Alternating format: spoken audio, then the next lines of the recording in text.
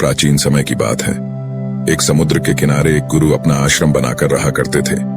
हजारों शिष्य उनसे ज्ञान ग्रहण करने के लिए दूर दूर से उनके पास आकर रहते थे।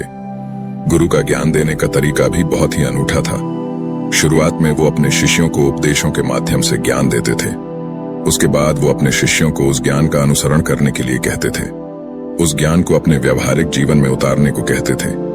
एक बार उस आश्रम में एक सम्राट अपने बेटे को लेकर पहुंचा। उस सम्राट ने उस गुरु से प्रार्थना की और कहा कि आप मेरे बेटे को अपने आश्रम में रहने दें और अपने तरीके से उसे ज्ञान दें। उसे इस आश्रम में बिल्कुल भी ऐसा नहीं लगना चाहिए कि वो किसी सम्राट का बेटा है। उसे बिल्कुल साधारण शिष्यों की तरह ही ज्ञान देने की कृपा करें। गुरु ने मुस्कुराते हुए कहा कि सम्राट ज्ञान इसी तरीके से लिया जा सकता है। अगर तुम अपने आप को दूसरों से महान समझोगे तो तुम ज्ञान ग्रहण नहीं कर पाओगे। अगर तुम्हें ज्ञान ग्रहण करना है तो तुम्हें दूसरों की तरह अपने आप को साधारण समझना होगा। यही ज्ञान ग्रहण करने की सबसे पहली सीढ़ी होती है। तुम निश्चिंत रहो, आज से तुम्हारे बेटे की जिम्मेदारी मेरे कंधों पर है। यह कहकर गुरु सम्राट के बेटे को अपने साथ लेकर समुद्र के किनारे टहलने के लिए निकल गए। आश्रम के बाकी सभी बच्चे उस सम्राट को देख रहे थे। सम्राट अपने बेटे को अपने रथ पर बिठाकर लाया था, जिससे सभी बच्चे समझ गए थे कि यह बच्चा सम्राट का बेटा है। इसी वजह से आश्रम के सभी बच्चे सम्राट के बेटे की तरफ आकर्षित हो गए थे। जब गुरु सम्राट के बेटे को लेकर समुद्र पर टहल रहे थे तो सम्राट का बेटा अचानक फूट फूट कर रोने लगा, क्योंकि अभी वो सिर्फ 12 वर्ष का था और 12 वर्ष की आयु में उसके पिता उसे अपने से दूर करके चले गए थे। ये सदमा वो बच्चा सहन नहीं कर पा रहा था।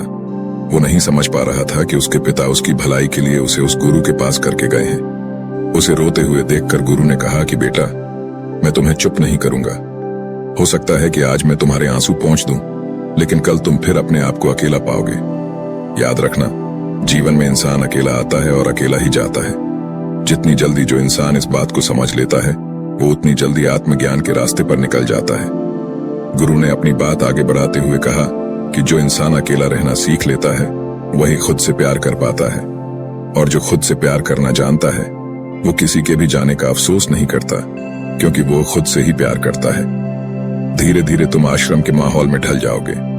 शुरुआत में तुम्हें समस्या आ सकती है, लेकिन कुछ दिनों के बाद तुम इसे आत्मसात कर लोगे। उसके बाद तुम्हें यही जगह बहुत अच्छी लगने लगेंगी। ये जगह तुम्हें अपने महल जैसी लगने लगेंगी। संध्या हो चली थी। समुद्र के दूसरे छोर पर सूरज छिपने लगा था और अपनी लालिमा पूरे आसमान में बिखेर रहा था। बहुत ही सुंदर दृश्य था और गुरु शिष्य को अपने साथ लेकर आश्रम में वापस लौट आए। उस शिष्य को भी सांत्वना मिली, क्योंकि गुरु की आंखों में एक अभूतपूर्व शांति झलक रही थी। और जब हम किसी एकांतवासी गुरु की आंखों में वो शांति देख लेते हैं तो हमारे हृदय से भी सारा भार हट जाता है। मन एकदम निर्मल हो जाता है। जब सम्राट का बेटा रात्रि का भोजन करने के लिए भोजन कक्ष में पहुंचा तो आसपास के सभी शिष्य उसके पास आने लगे। उन सभी को पता था कि यह सम्राट का बेटा है और अगर हम इससे दोस्ती कर लेते हैं तो उससे हमारा बहुत फायदा होने वाला है। यही सोचकर आश्रम के ज्यादातर शिष्यों ने उसे घेर लिया था।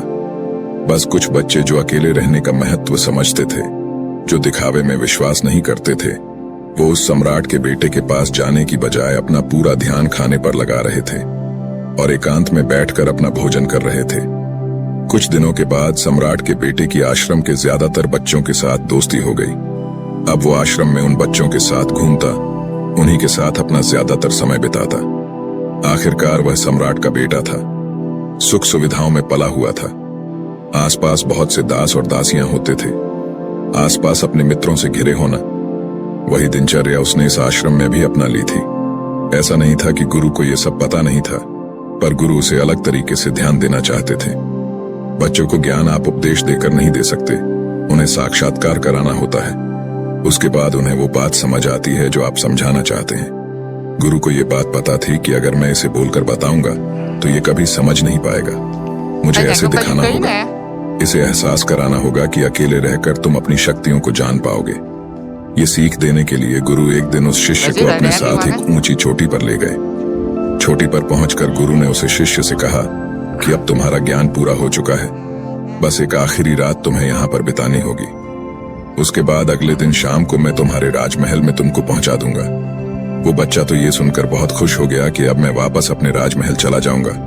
फिर से मेरे दास और दासियां, सारी भोग की वस्तु ये मेरे पास होंगी। उस शिष्य ने गुरु से पूछा कि गुरुजी, मुझे आज रात आप यहाँ चोटी पर क्यों रहने को कह रहे हैं? आखिर मुझे कौन सा आखिरी ज्ञान यहाँ से मिलेगा? गुरु ने मुस्कुराते हुए कहा कि यहाँ पर चट्टान के पीछे तुम्हें छिपकर बैठना होगा। यहाँ पर रोज रात को एक बाज आता है। बाज को देखना है, बहुत गौर से देखना है, हर गतिविधि देखनी है, और उस बाज को देखने के बाद अगले दिन अगर तुम उस बाज की खूबियां मुझे बता पाए तो मैं तुम्हें तुम्हारे राजमहल वापस भिजवा दूंगा। और हाँ, सुबह आने से पहले एक बात पर और ध्यान देना है। एक चरवाहा यहाँ पर अपनी बकरियों को चराने के लिए आता है। तुम्हें उन बकरियों की गतिविधियां भी देखनी है। याद रखना, बाज की गतिविधि रात को और बकरियों की गतिविधि सुबह।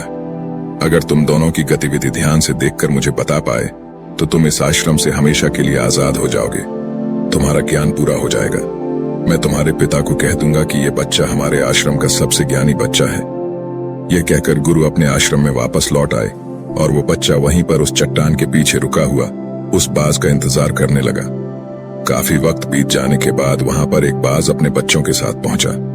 सम्राट के बेटे ने पूरी रात उस बाज की गतिविधि बहुत ध्यानपूर्वक देखी और सुबह होने के बाद जब चरवाहा वहां पर अपनी बकरियों को लेकर पहुंचा तो उसने एक अभूतपूर्व दृश्य देखा। उसने देखा कि वो बाज बकरी के एक मेमने को अपने पंजों में दबाकर आसमान में चला गया। उसने उस बकरी के बच्चे का शिकार कर लिया था। ये सारा दृश्य देखकर वो बच्चा आश्रम में वापस अपने गुरु के पास पहुंचा। इससे पहले कि गुरु उससे कुछ पूछते, उसने गुरु को प्रणाम करते हुए कहा कि गुरुदेव, आप आश्रम के सभी बच्चों को यहाँ पर बुला लीजिए। मैं सब लोगों को बताना चाहता हूँ कि मैंने क्या देखा। जब आश्रम के सभी बच्चे वहां पर पहुंच गए तो उस सम्राट के बेटे ने कहना शुरू किया कि मैंने अपने जीवन में बहुत से पक्षियों को देखा है, लेकिन बाज उन सभी पक्षियों में से सबसे अद्भुत और सबसे अलग होता है। उदाहरण के लिए एक तोता हम सभी ने देखा है। तोता बोलता तो बहुत है, लेकिन कभी ऊंचा आसमान में नहीं जा पाता। लेकिन एक बाज जो कि हर समय शांत रहता है, वो आकाश को भी छू सकता है। उसमें आकाश को छू लेने का सामर्थ्य होता है। जब भी एक बाज अपने शिकार को निश्चित कर लेता है तो वह उसी शिकार पर अपनी नजरें लगाए रहता है, चाहे वो कितनी भी ऊंचाई पर क्यों ना हो, चाहे कितना भी खतरनाक तूफान क्यों ना आ जाए, लेकिन उसकी नजर हमेशा अपने लक्ष्य पर स्थिर रहती है। आज सुबह जिस बाज को मैंने देखा, उसने हर बकरी को अपना शिकार नहीं बनाया, बल्कि उस बकरी के झुंड में से उसने उस बकरी के मेमने को अपना शिकार बनाया।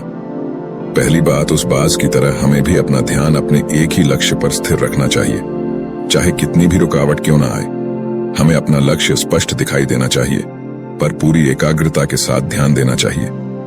तीसरी बात जो मैंने उस बाज से सीखी और जो हम सभी को सीखनी चाहिए, वह यह है कि बाज कभी भी दूसरे पक्षी के साथ नहीं रहता। वो हमेशा आकाश में अकेला रहता है। इससे हमें यह सीख लेनी चाहिए कि हमें कभी भी छोटी सोच वाले लोगों के साथ नहीं रहना चाहिए। आखिरकार हम भी वही बन जाते हैं जिनके साथ हम रहते हैं। इसीलिए या तो महान सोच वालों के साथ रहो या फिर अकेले, क्योंकि जब हम अकेले रहते हैं तभी हम खुद की ताकत और खुद की कमजोरियों को जान पाते हैं। कमजोरियों को जानकर उनको दूर कर सकते हैं और अपनी ताकत को जानकर उसका सही इस्तेमाल कर सकते हैं। लेकिन वो तभी संभव होगा जब हम अकेले रहना सीखेंगे। चौथी सीख जो हमें एक बाज से लेनी चाहिए कि एक बाज हमेशा अपनी सीमाओं से ऊपर रहता है। जब तूफान आता है तो हर एक पक्षी अपने घोंसले की तरफ भागता है, खुद को छुपाने की जगह ढूंढता है, लेकिन बाज ऐसा कुछ भी नहीं करता। वो खुद की सीमाओं को हटाकर बादलों से भी ऊपर जाने का प्रयास करता है। हवाएं उसे धक्का मारती है, पंख उसके भारी हो जाते हैं, पानी और धूल की वजह से कुछ दिखाई नहीं देता, लेकिन वो फिर भी आसमान की तरफ जाता रहता है और अंततः बादलों से भी ऊपर निकल जाता है और वहां तब तक ऊपर जाता रहता है जब तक मौसम ठीक नहीं हो जाता। अपनी सीमाओं को सिर्फ इसलिए हटा पाता है क्योंकि वो समस्या के आने पर उससे घबराता नहीं है, उसे डर कर बचने का प्रयास नहीं करता, बल्कि एक सकारात्मक नजरिए के साथ उसका सामना करता है। जीवन में चाहे कितनी भी रुकावटें क्यों ना आए, हमें उन रुकावटों को हराना चाहिए, न कि उनसे डर कर कहीं छुप कर बैठना चाहिए। बहादुर तो वो लोग होते हैं जो तूफानों से टकरा जाते हैं, कायर तो अपने घर में, अपने घोंसले में, अपनी जगह में आराम से बैठ जाते हैं। पांचवी बात जो हमें एक बाज से सीखनी चाहिए कि बाज कभी भी अपने घोंसले में घास के कोमल तिनके नहीं रखता। जो तिनके कोमल होते जाते हैं वो उन्हें निकालकर फेंकता रहता है। उसी तरह चाहे कितनी भी आरामदायक जिंदगी आपको मिली हो, लेकिन उस आराम से ऊपर उठकर अपने आलस्य को हटाकर जीवन में मेहनत करते रहना चाहिए। जीवन में पसीना बहाना चाहिए, शारीरिक मेहनत करनी चाहिए। अपने घोंसले से कोमल तिनके उठाकर फेंक दो और आज ही अपने आलस्य को हटाकर निकलो। हर दिन अपने आप को चुनौतियां दो। हर दिन मुश्किलों का सामना करो, क्योंकि वही मुश्किलें तुम्हें मजबूत बनाएंगी। जंगल के राजा शेर को भी झुंड बनाकर शिकार करते हुए देखा जा सकता है, लेकिन बाज हमेशा अकेला शिकार करता है, क्योंकि वो जानता है कि झुंड में रहना हौसला तो देती है, मगर साहस छीन लेती है। आदमी को हमेशा अकेले ही आगे जाना होता है। यही कारण होता है कि वो जल, थल और नभ सभी जगहों पर अपने शिकार का परचम लहरा सकता है। बाज की उम्र लगभग 70 साल की होती है, लेकिन 40 साल में ही उसका शरीर पुराना हो जाता है। नाखून उसके पैरों में धंसने लगते हैं, पंख उसके शरीर में चिपक जाते हैं, उसकी चोंच खराब हो जाती है, उसका शरीर भारी हो जाता है। ऐसी स्थिति में शिकार करना तो क्या, जीने की भी हालत नहीं रहती उसकी। ऐसे में उसके पास सिर्फ 2 विकल्प होते हैं। पहला, या तो वह खुद की इस अवस्था को स्वीकार कर ले और भूखा प्यासा मर जाए, किसी दूसरे जानवर का शिकार बन जाए, और दूसरा विकल्प यह होता है कि वो 6 महीने एक बहुत ही दर्दनाक प्रक्रिया से गुजरे और खुद को फिर से पहले जैसा मजबूत बना ले। लेकिन बाज दूसरा विकल्प चुनता है। इसके लिए वो खुद को एक बहुत ही ऊंचे चोटी पर ले जाता है, जहां वह पहले अपने सारे पंख खींच खींच कर निकालता है और फिर चट्टान पर पैर मार मार कर अपने पंजे कुतर देता है। उसके बाद उसी चट्टान पर अपनी चोंच को पटक पटक कर पुराना हिस्सा निकाल देता है और इस लहूलुहान अवस्था में खुद को दूसरे जानवरों से छुपाता फिरता है। अगले 6 महीने तक वो इसी दर्दनाक प्रक्रिया से गुजरता है और इंतजार करता है नए चोंच, नए पंखों का। तब फिर वो अपनी नई जिंदगी शुरू करता है और निकल जाता है अपने शिकार पर, और अगले 30 सालों तक फिर से राज करता है। इसीलिए समय आने पर हमें भी अपनी पुरानी आदतों को त्यागना होता है और कुछ नया सीखना होता है। समय के साथ बदलना होता है, अपने आप को तैयार करना है, वरना हमारा भी शिकार हो सकता है, हम भी पीछे रह सकते हैं। इसके बाद सम्राट के बेटे ने बकरी की विशेषता बताते हुए कहा कि बकरी हमेशा झुंड में चलती है। उन्हें झुंड में एक साथ चलने से हिम्मत मिलती है, लेकिन जैसे ही उन पर शिकार होता है, वैसे ही वो बकरियां तितर बितर हो जाती। उस पूरी बकरियों में से एक भी बकरी अपने साथी की मदद करने के लिए वापस नहीं लौटती। इससे हमें यह सीख मिलती है कि हमारे साथ कितने भी लोग हो, किसी पर भी यकीन नहीं करना। यकीन करना तो खुद पर करना, क्योंकि बुरा समय आने पर वो बकरी तितर बितर हो जाएगी, आपको पता ही नहीं चल पाएगा। गुरु को प्रणाम करते हुए सम्राट के बेटे ने अपने गुरु से कहा कि गुरुदेव, अगर मुझसे कोई सीख रह गई हो तो कृपया करके आप बताने की कृपा करें। गुरु ने सभी बच्चों को संबोधित करते हुए कहा कि ये सभी बातें जो अभी इस बच्चे ने बताई हैं, सब सही है, लेकिन ये सारी खूबियां आप लोगों में तभी पैदा हो पाएगी जब आप अकेले रहने का अभ्यास करेंगे। आपने देखा होगा कि बाज कभी भी किसी दूसरे पक्षी के साथ नहीं रहता, ना ही किसी के साथ अपनी दोस्ती बनाता। वो आसमान में अकेला रहता है और अकेला रहने की वजह से वो अपनी ताकत और अपनी कमजोरियों को जान पाता है। इसके बाद गुरु ने अपनी बात खत्म करते हुए कहा कि मैं आज रात इस सम्राट के बेटे को इसके राजमहल में पहुंचाने के लिए जा रहा हूं, क्योंकि इसकी सीख यहाँ पर पूरी हो गई है। और यह कहकर गुरु उस सम्राट के बेटे को राजमहल की तरफ ले जाते हैं। तो दोस्तों, ये थी आज की कहानी, और कमेंट बॉक्स में नमो बुद्धाय जरूर लिखें।